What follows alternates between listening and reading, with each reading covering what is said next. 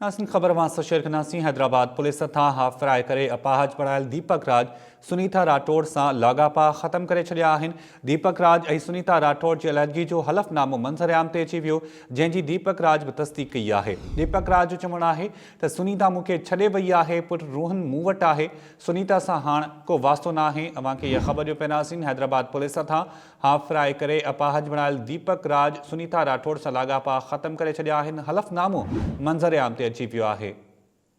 दीपक जो चवणु आहे त सुनीता मूंखे छॾे वई आहे, पुटु रोहन मूं वटि आहे, सुनीता सां हाणे मुंहिंजो को बि वास्तो न आहे। हैदराबाद पुलिस तां हाफ़राए करे अपाहज बणायल दीपक राज सुनीता राठौड़ सां लाॻापा ख़त्म करे छॾिया आहिनि।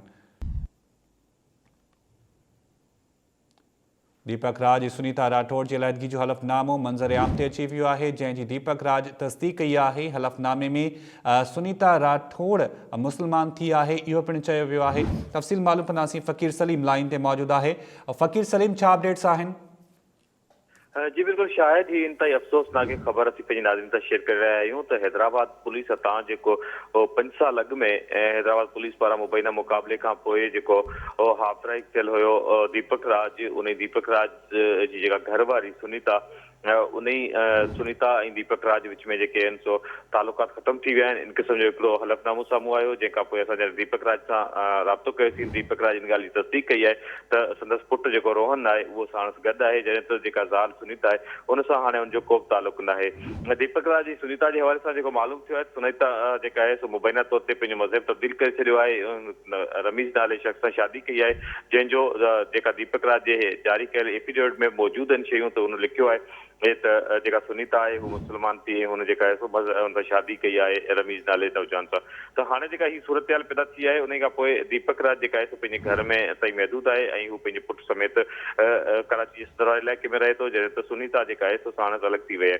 त दीपक राज जे हवाले सां तव्हांखे ॿुधायां त दीपक राज जी सुनीता पाण में पुपाट ऐं ॿारोट आहिनि। उन्हनि पारां तक़रीबन 8 साल अॻु में शादी कई वई ऐं उन खां पोइ संदन जेका ख़ानदान आहिनि ॿिन्ही जा, उन्हनि लातालुकी जो इज़हार कयो ऐं उन खां पोइ इहे ॿई जेके कराची में रहंदा हुया, दीपक राज के अप्रैल 2015 में हैदराबाद जे साइड थाणे जी पुलिस मुबैना मुक़ाबले में जेका आहे सो हाफ़राई कयो। उन खां पोइ जेका आहे सो दीपक राज कंटिन्यू अस्पताल में दाख़िल हो ऐं हिन वक़्तु जेका आहे सो संदसि गोलियूं लॻण खां पोइ जेके संदसि टंगूं हुयूं, उन मां हिकिड़ी जेका जंग आहे उहा कटिजी चुकी आहे ऑपरेशन खां पोइ, ऐं ॿी जेका जंग आहे उहा बि संदसि ख़राब थी चुकी आहे, जेका पोइ डॉक्टरनि उहा जंग बि कटण जो मशवरो ॾिनो हुयो। हिन वक़्तु दीपक ज़िंदगी ऐं मौत जे विच में कशमकश आहे, जॾहिं त संदसि जेका घरवारी सुनीता आहे उन सां हुनजी अलहदगी थी चुकी आहे, जंहिंजो बाज़ाबता तौर ते हाणे हिकिड़ो हुन तस्दीक़ बि कई आहे ऐं सोशल मीडिया ते हुनजो एफिडेविट बि वायरल थी चुको आहे। दीपक राज के हैदराबाद जी घटनो यूसुफ पुलिस आहे उन शरीफ़ पंवर ॼाणाए मुक़ाबले में हाफ़राई कयो ऐं उन खां पोइ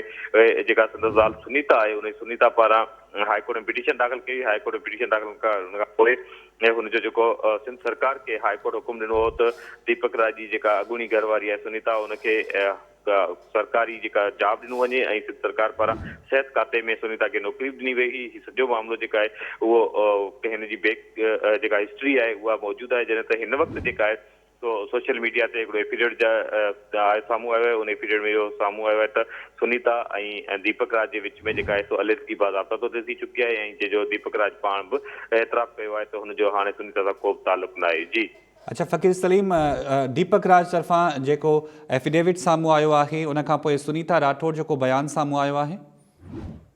सुनीता राठौड़ जे हवाले सां को मौक़िफ़ साम्हूं न अची सघियो आहे। मूं दीपक राज सां इहा कोशिशि कई सुनीता सां जेको सुनीता जो राब्तो नंबर ॾिनो वञे, हुन ॿुधायो सुनीता सां हाणे संदसि राब्तो ई न आहे, छाकाणि हुनजो मोबाइल नंबर बि वटसि न आहे। जॾहिं सुनीता सां असां राब्तो करण जी कोशिशि कई, सोशल मीडिया ते जेको संदसि अकाउंट आहे उन ते बि असां मैसेज छॾिया आहिनि, पर हुन सां राब्तो न थी सघियो आहे। सुनीता जेका आहे सो उहो इहो ख़बर पई आहे त हू पंहिंजो जेको जंहिंसां नई हाणे शादी कई आहे ताज़ो, उन नौजवान सां गॾु रहंदड़ आहे ऐं दीपक राज सां जो हाणे को वास्तो न आहे रहियो। जी ठीकु आहे, वॾी महिरबानी फ़कीर सलीम अपडेट करण जे लाइ। हैदराबाद पुलिस तां हाफ़राए करे अपाहज बणियल दीपक राज सुनीता राठौड़ सां लाॻापा ख़त्म करे छॾिया आहिनि। दीपक राज ऐं सुनीता राठौड़ जी अलहदगी जो हलफ़नामो मंज़रिआम ते अची वियो, जंहिंजी दीपक राज तस्दीक़ करे छॾी आहे।